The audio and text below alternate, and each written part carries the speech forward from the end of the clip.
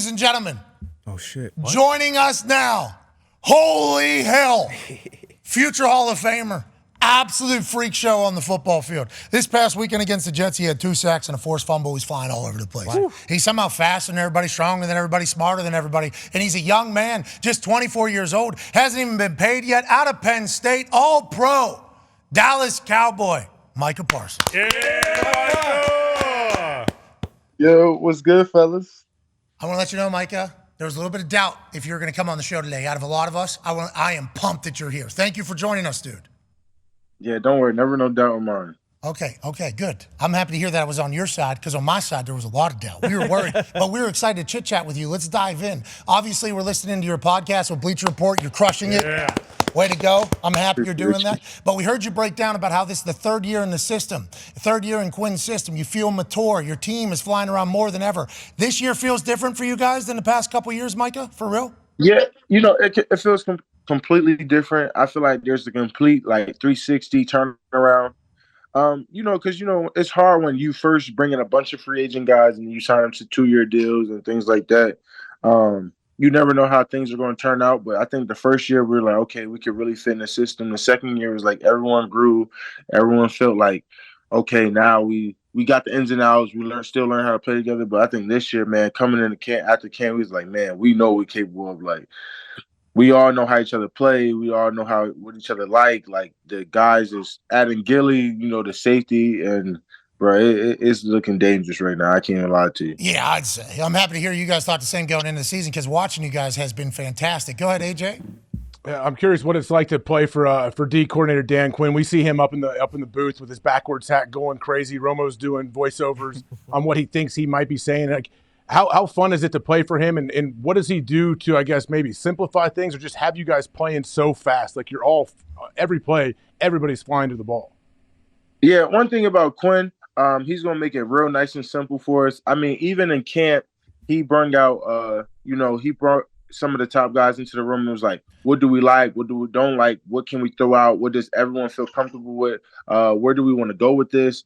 And, it's just all about us. And he don't care about nothing. I feel like he really lives God, family, and just us. So I think that's one thing that I give credit to. He just doesn't, he don't care if it's on him or whatever it is. He just wants us to play fast, and he simplifies it very much.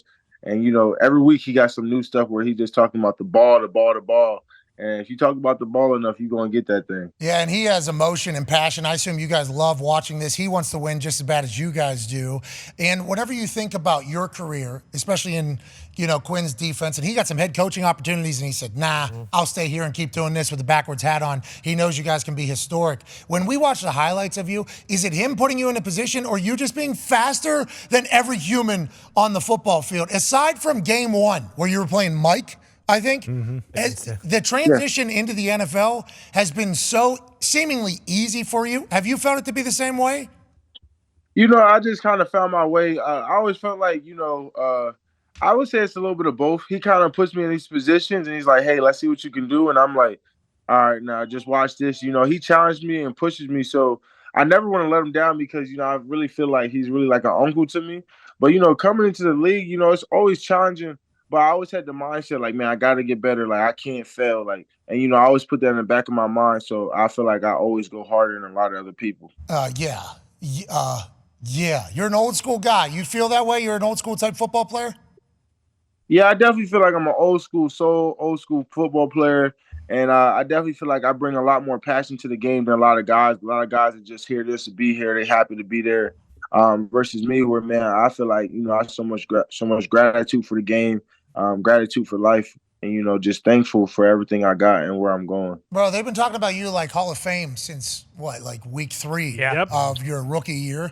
How do you stay, I don't want to say humble, but off seasons, how do you continue to want to grow? It's just how you're raised or how you're made, because they were crowning you your 4th game pretty much is here it is. This is the fucking next one. You've lived up to it, and you haven't had really a drop off. It seems like this year, after all the hype and everything, it's is Micah still going to continue? You've gotten better somehow. How and why is that the case? You think?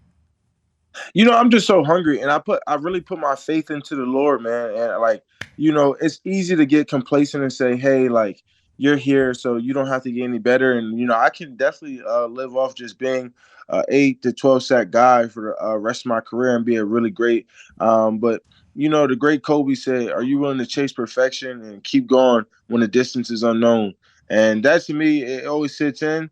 And I'm like, man, like if Kobe kept chasing and he's going after this, something special to see, something that no one's ever seen before, I can too, man. So I definitely adapt the mindset and challenge my mindset of what I want to do and where I want to go. Hey, that mentality's not normal, bro. Congrats on having it, and congrats on executing and exercising it. Rest in peace to Kobe. Darius has a question for you. Yeah, Michael, Pat talked about you being a dog from day one. Coming in, being drafted, I think, as an off-ball kind of linebacker. And we saw on Hard Knocks you were doing kind of everything. What was that conversation like, if it was one, with you and Quinn about moving primarily to edge, which is obviously probably the second most important position after quarterback? Yeah, actually, when I came into rookie minicamp OTAs, he had me do a little, because he knew I was like a pass rushing linebacker when he drafted me. He was like, man, that was kind of like the hedge. Once the quarterbacks were taken, that's the reason why we took you, because you weren't just a linebacker. You were a guy that we saw blitz a lot and won. So I want to see you do a little rushing. And when he saw it, he said, man, how'd you do that? Like, I was like, man, I don't know. It just felt natural to me. It just seemed right. He was like, I just want to see you keep doing it. And he kind of just kept, just feeding it to me. Like, he kept putting me against some backup guys, some 3 guys. And he's like, you know what, you're beating the hell out of them. Let's put you against Tyron and LC. Yep. And, they kind of beat the hell out of me a little bit. And I was like, man, I started learning from them guys. It's like, man, how do I do this? How do I do that? And then eventually, Quinn was like, you could really be really good at this. We know what this is, like your superpower. I think you should grow in this. And, he's like, this other stuff you'll learn, but he's like, this right here, this is special. And I think, he just trusted that once he's seen it, he just knew. Yeah, I'd say. And now you have a podcast called The Edge on Bleacher Report. I believe everybody can't wait to watch you take snaps. Go ahead, AJ. Do you ever care where you line up pre-snap? We know you can move around Dan Quinn. I'm sure every single week he's just dreaming up different ways of how he can get you to affect the quarterback. Does it matter to you where you line up or what you're doing? Nah, for me, I don't care if I'm left, right, middle, wherever the coach want me to line up, wherever it's set up to play, because I really like to rush all over so that way they can identify me. I feel like that's really been a difference this year. I've been over the guards, I've been over the centers, I've been over the right side, the left side. So it's hard for teams to get an edge on me where I'm at. And instead of some guys where they just want to strictly left up on the left side or strictly just want to stay on the right side, and it's easier to find. And I told Coach, I was like, man, I'm not going for that this year. I'm not staying on the right side. I need to be moving around. Like, I don't want these guys to constantly be finding me. They got to come look for me. They need to game plan more. And that was like one of my things in my extra interviews, and so far it's been great. Yeah, it's working out, I think. I love the fact that Quinn also is like, yeah, bub, we'll do whatever. I've seen you on the sideline a couple plays, though, too. Are we resting? What is that? You know what I mean? Right. Haven't we seen you out there? Have we seen you on the sideline? Yeah, that's true. That's not my call, but we got so much depth.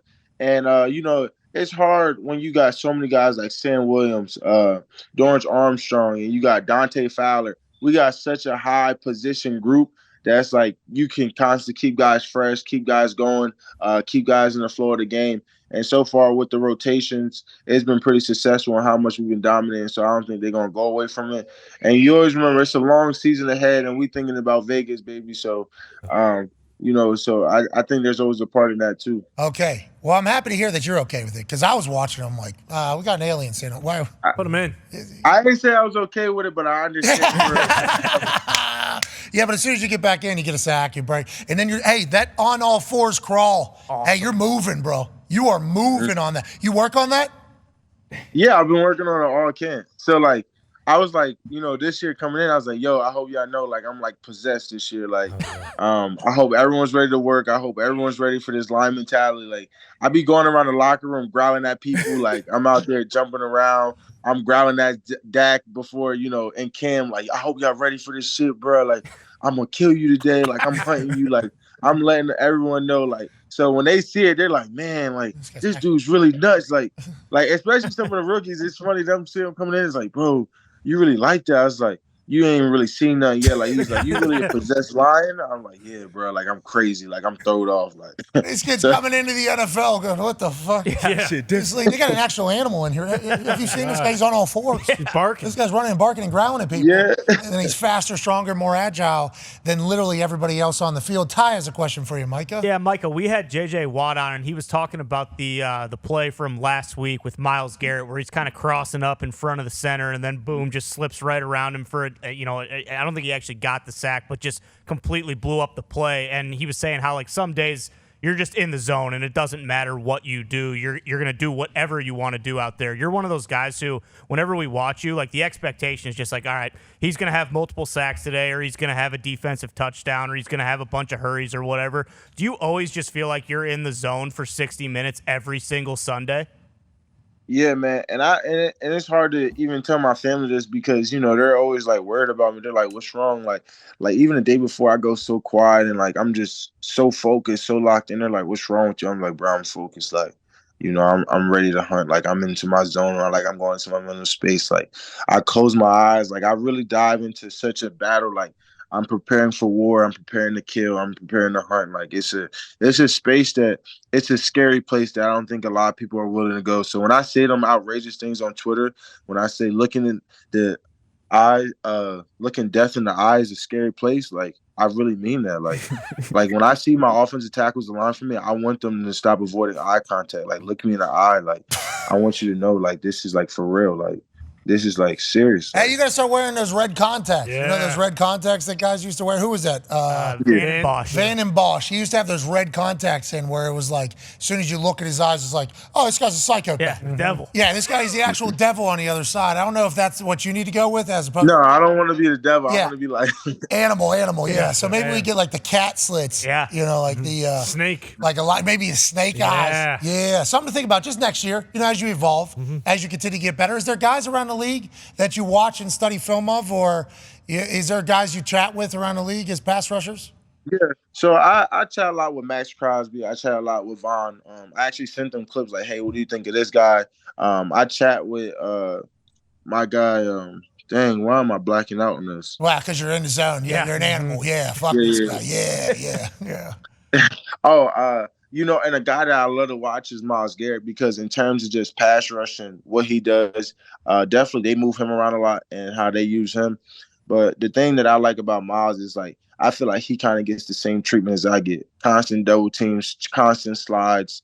I think when you talk about like disruption, I think he's like right there, tit for tat, and like the type of presence that he gets from opposing offenses. Hell yeah, and I assume he's doing the same for you. Go ahead, AJ. What's your relationship like with Jerry Jones, the owner? And I would assume you're going to ask him for about $1 billion. Oh yeah, congrats on that. Congrats on getting $1 billion deal. Woo! Way to go. Yeah. Guaranteed. No, and that's Mahomes. He's the one that gets $1 billion deals. We're all just living in Mahomes world. But no, me and Jerry's super cool, man. I never seen an owner take care of his players like the way he does. Anytime I call him up or anytime I need to get a hold of him, he finds a way to reach back out to me. I know he's a busy man, and he takes care of me and my family. Like, if you find out my mom's at a game, he makes sure she's in safe, make sure she's set up right, and he does the utmost love and respect for me and my family. So I couldn't be more appreciative. Have you ever chatted with the AI Jerry Jones that's at the stadium allegedly? Have you seen that thing? No, I haven't seen nothing like that. Dude, it's real. They sick. gave us a video. It's him sitting down on like a screen, and he goes, the reason why AT&T is and he's answering questions so that when he dies, he can still be in charge forever. Yeah. It's an incredible there he is right there. That's AI Jerry Jones. You can ask him any question, Micah. You should go up to AI and say, all right, I saw what Bosa made. Just add another 10 to that. And then AI Jerry Jones will say, of course you give Micah Parsons that type of deal. Bang, we're off and running. The way the team operates, though, the way the Dallas Cowboys is so much different than everywhere else. All eyes are on you guys every single weekend. And the guy who's the quarterback for the team, just like you, is chatted about every single game, every single play. What is the defense's relationship with Dak? What is Dak like in the locker room that we can't see, behind the curtain a little bit? And when Diggs called him a bitch, is that how you guys feel about him on the day-to-day as quarterback of the Dallas Cowboys? Nah, that's just that dog mentality. That's that anger and aggression that you bring out challenging your teammates. You know how it gets. Hell yeah. especially when you're really going at it each and every week, and they're kind of going back and forth. Dak's trying to challenge him, throwing it at him with CD, and challenging him. And Trayvon's coming up with big plays. He's like, keep trying me, and things like that. So it's all love, And Dak's just a guy, bro. He's a guy that just likes to have fun. Dak's like a big kid. He loves outdoors. He's like playing pickleball and just competing, bro. So Dak's just one of the guys. You can never look at Dak any other type of way because, with him, it's all love and with good intent. I don't think Dak has a bad bone in his body. He takes care of the guys. He does really cool stuff for us. So we all love and appreciate Dak for what he does for our team. And he leads. He does everything the right way, always practicing hard, always doing the right thing in the locker room, focus, and, dialed in. So, you can't really say one bad thing about the man. You a pickleball player? I am. How are you? Pretty good? I bet you're a pretty good player. I'm a world-class athlete. I tell everyone this. No matter if it's basketball, pickleball, volleyball, I'm a world-class athlete. Any sports you're not great at? Tennis probably a bad one, huh? Golf. Golf's power, agility, and stuff cannot save you in a golf course. It actually affects you worse. It hurts you. Yeah, it's a problem. It's a sport to know, though, especially because you're going to be a billionaire. Right. So much money out there. Yeah, you'll go get it. Tone has a question for you. Micah, speaking of being a world-class athlete, I see you come off the edge, and I see your agility, I see your power, and all I can think about is you with the ball in your hands, and then you see what Travis Hunter's doing both ways in college. Have you gone up to Big Mike yet and told him that you need to get some touches on the offensive side of the ball, maybe a couple tosses or something like that? Yeah, Big Mike actually let me get a couple scout team reps at tight end. Whoa. Okay. Yeah, he might not let y'all know that. I probably shouldn't have spilled the tea. No, it's good news. That's Big Mike still got his fastball. Yeah. Is that something that well, Mike's super cool, man. I be telling even on the launch days, I do pat and goes with the receivers. I said, Mike, you see me tracking this thing? He's like, yeah, it's a gift. I see you have it. I just keep trying to show him glimpses of whatever opportunities I can get to let him know I'm trying to touch this ball in the NFL. Let's go. Vrabel, J.J. Watt. Yep. I mean, there's Fridge. The Fridge obviously had touchdown. There's a storied history of defensive players who are freak athletes scoring touchdowns in the biggest moment. Why not Big Mike? Let's talk about Big Mike.